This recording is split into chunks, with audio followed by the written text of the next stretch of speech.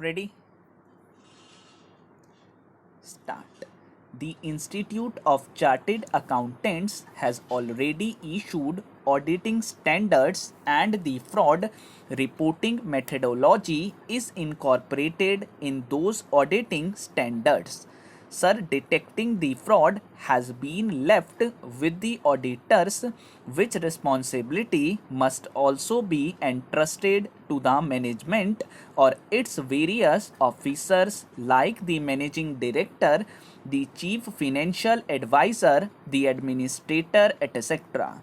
Sir, the next amendment, which is important, is diluting the provision relating to loan to directors that is wholly owned subsidiaries and the directors have been exempted.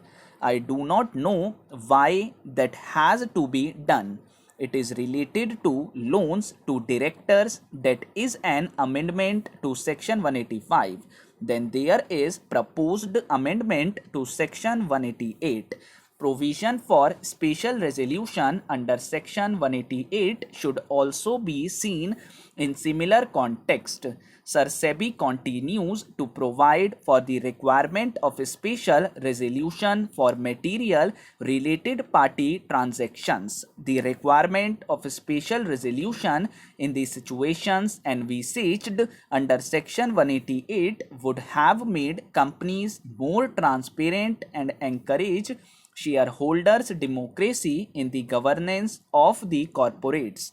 It may still be appropriate to modify the clause to require the special resolution in case where related party transactions involve an amount above a certain threshold limit. In order to encourage transparency, explanatory statement as required to be given under rules to the shareholders should also state the criteria or the basis for the management for considering a particular related party transaction in the ordinary course of business and at arm's length. The SEBI requirements and provisions under companies law also differ on definition of related party transaction.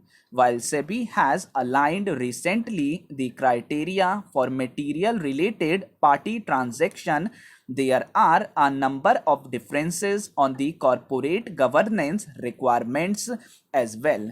The government should evolve a mechanism so that SEBI and the company's law requirements converge in regard to listed companies and companies with significant public interest.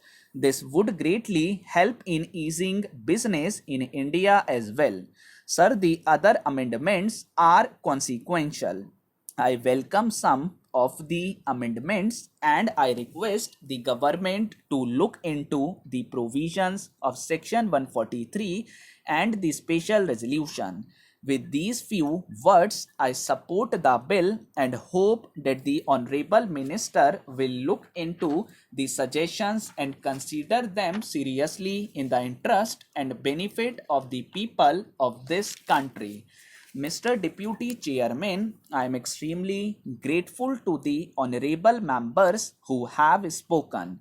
In fact, it is very rare, as I said, that law made in 2013 has to be reviewed because it is an act with 470 sections. Therefore, a lot of representation had started coming in the moment this act was notified. There were some drafting oversights because it is a long act. Plus, some inconveniences were felt when the act was being implemented. We therefore held consultations with all stakeholders and we were able to identify several points which required to be revisited.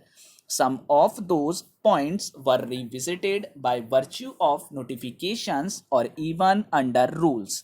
For example, one of the issues that my friend from the opposition has raised is with regard to a large number of private limited companies and the provision of very onerous nature being made applicable to them. Now, by virtue of a notification, it was possible to give private limited companies exemptions from some of those provisions, and therefore those exemption notifications have been given, and the pain of some of those provisions has been diluted by that particular process. Now, I was initially able to shortlist 14 amendments, and then two more have been added after the bill was passed in the Lok Sabha.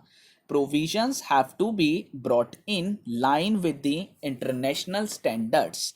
Now the question asked is, why are we in a hurry? As rightly mentioned by some honorable members, people are finding it extremely inconvenient after this legislation to comply with all the provisions, and therefore they are finding out devices of not forming a company and going in for other devices, including a limited liability partnership.